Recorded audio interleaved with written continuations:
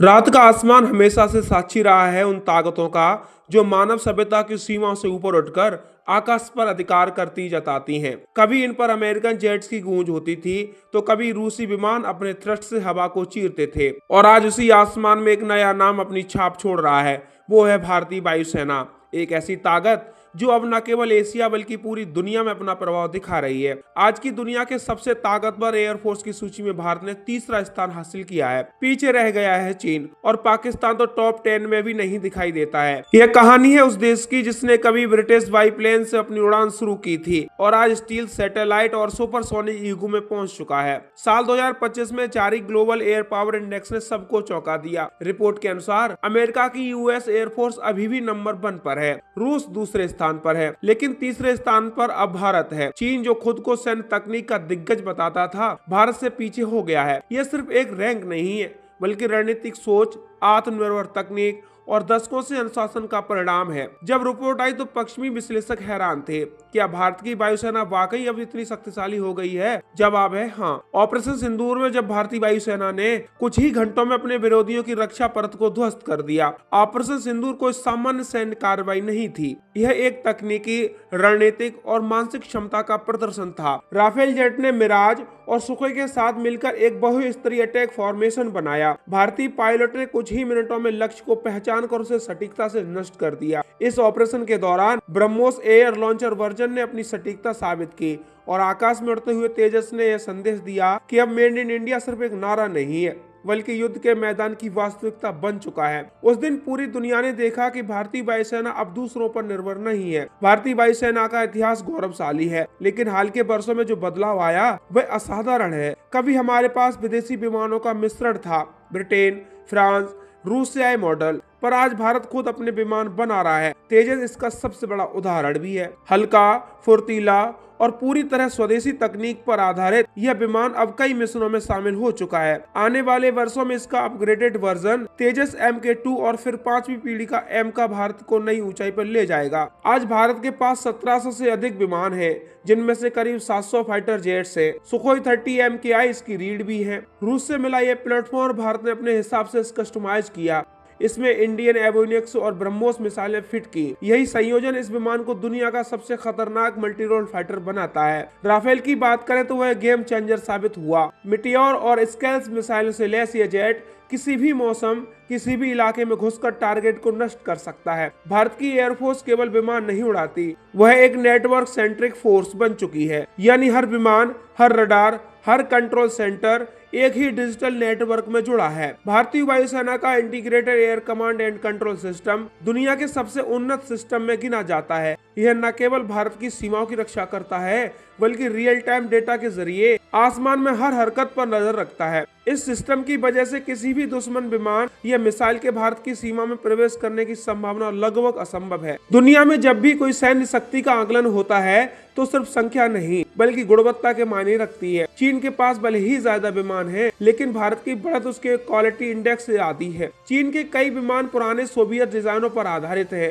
या फिर विदेशी तकनीकी नकल है। इसके अलावा चीन के पायलटों के पास असली युद्ध का अनुभव नहीं है। भारतीय पायलट कई दशकों से लगातार कॉम्बैट मिशन में हिस्सा लेते आए हैं, चाहे वह कारगिल हो, बालाकोट एयर स्ट्राइक हो या हाल ही में ऑपरेशन सिंदूर हो। इस वजह से भारतीय वायुसेना को कॉम्बैट प्रोवेंट फोर्स कहा जाता है। जब भारत ने फ्रांस के साथ मिलकर राफेल डील की थी तो कई लोग इसे महंगा सौदा कह रहे थे, लेकिन जब यह विमान आकाश में गरजा तो वही आलोचक इसके समर्थक बन गए। राफेल की तकनीक ने भारत को चीन और पाकिस्तान दोनों के खिलाफ निर्णायक बढ़त दी। उसकी मेटियोर मिसाइलें 150 किलोमीटर से अधिक दूरी पर टारगेट को गिरा सकती हैं और स्कैल्प क्रूज मिसाइलें गहराई में स्थित बंकरों को नष्ट कर सकती हैं। लेकिन भारत सिर्फ विदेशी तकनीक पर रुकना नहीं चाहता। देश अब खुद अपने आधुनिक हथियार और मिसाइलें बना रहा है। ब्रह्मोस NG अस्त्र MK2 और आने वाली अस्त्र MK3 मिसाइलें भारतीय फाइटर की असली ताकत बनेंगी। DRDO और HAL मिलकर हाइपरसोनिक हथियार पर काम कर रहे हैं। आने वाले वर्षों में भारत के पास अपनी हाइपरसोनिक एयर लॉन्च मिसाइल होगी जो मैक 8 की स्पीड से उड़ सकेगी। यह किसी भी देश के लिए डर का कारण होगी। इसी बीच पाकिस्तान का हाल पूरी तरह विपरीत है। पाकिस्तान एयरफोर्स आज भी चीन की मदद पर निर्भर है। उसके पास JF-17 जैसे जेट है जो कम लागत के हैं लेकिन सीमित रेंज और तकनीकी क्षमता वाले हैं। पाकिस्तान के पास अपनी कोई उन्नत मिसाइल या रडार सिस्टम नहीं है। उसके पायलटों का प्रशिक्षण सीमित है और इसका एयर डिफेंस सिस्टम नेटवर्क कमजोर है। कई विश्लेषक मानते हैं कि यदि भारत और पाकिस्तान के बीच हवा में युद्ध हुआ तो पहले 3 दिनों में ही भारत पूरी एयर डोमिनेंस हासिल कर सकता है। भारत का एयरबेस नेटवर्क एशिया का सबसे संगठित है। उत्तर में लद्दाख से लेकर दक्षिण में तमिलनाडु तक और पश्चिम में राजस्थान से लेकर पूर्व में असम तक हर सेक्टर में भारत ने रणनीतिक एयरबेस बनाए हैं। अंबाला, ग्वालियर, हासीमारा, जोधपुर और लेह जैसे ठिकाने किसी भी दिशा से आने वाले खतरे को तुरंत जवाब देने में सक्षम है। यही वजह है कि चीन अब लद्दाख के पास अपने एयरबेस बढ़ा तो रहा है, लेकिन वहां की भौगोलिक स्थिति उसके विमानों के लिए बाधा बनती है। भारत की ताकत सिर्फ विमानों में नहीं है, बल्कि उसके लोगों में है। भारतीय पायलटों को दुनिया के सबसे श्रेष्ठ प्रशिक्षित पायलटों में गिना जाता है। उनका अनुभव और साहस दोनों बेमिसाल है। अमेरिकी रेड फ्लैग और फ्रांसीसी गरुड़ एक्सरसाइज में भारतीय पायलट ने कई बार विदेशी पायलटों को पछाड़ा है। ये वही योद्धा हैं जो 60,000 फीट की ऊंचाई पर भी उतने ही शांत रहते हैं जितने जमीन पर। वायुसेना में अब टेक्नोलॉजी का नया दौर शुरू हो चुका है। आर्टिफिशियल इंटेलिजेंस और मशीन लर्निंग के जरिए मिशन अब और सटीक बनाए जा रहे हैं। भारत घातक UCAV और तापस ड्रोन पर काम कर रहा है जो बिना पायलट के दुश्मन क्षेत्र पर हमला कर सकेंगे। इन ड्रोन्स को सैटेलाइट से कंट्रोल किया जाएगा और वह इंसानी दिमाग की तरह निर्णय लेने में सक्षम होंगे। इसके साथ ही भारत अब स्पेस डिफेंस पर भी ध्यान दे रहा है। रक्षा मंत्रालय ने स्पेस कमांड की स्थापना की है जो अंतरिक्ष में निगरानी रखेगा। यानी आने वाले समय में भारत की वायुसेना सिर्फ हवा में नहीं बल्कि अंतरिक्ष में भी सक्रिय होगी। प्रधानमंत्री मोदी की आत्मनिर्भर भारत की नीति ने इस क्षेत्र में क्रांति ला दी। अब HAL, DRDO, VEL और ADA जैसे संस्थान एक साथ मिलकर स्वदेशी तकनीक पर काम कर रहे हैं। आने वाले वर्षों में भारत पूरी तरह अपने विमानों, रडार और मिसाइल के लिए आत्मनिर्भर हो जाएगा। वही भारत का नया प्रोजेक्ट एमका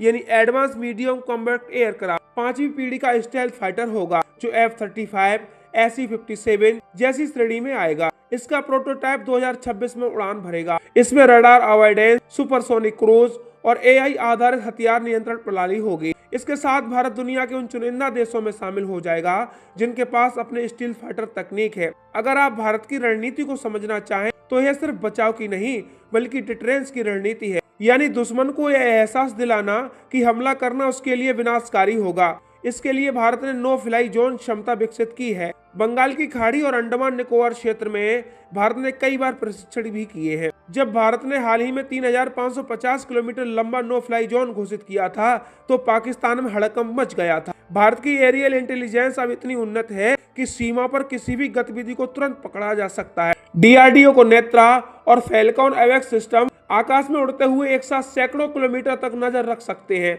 यह भारत को न सिर्फ सुरक्षा देता है बल्कि दुश्मन की हर चाल को पहले से पहचानने की क्षमता भी देता है। भारत की वायुसेना अब केवल युद्ध का हिस्सा नहीं है बल्कि युद्ध का निर्णायक बन चुकी है। यह बात अमेरिका और रूस दोनों मानते हैं।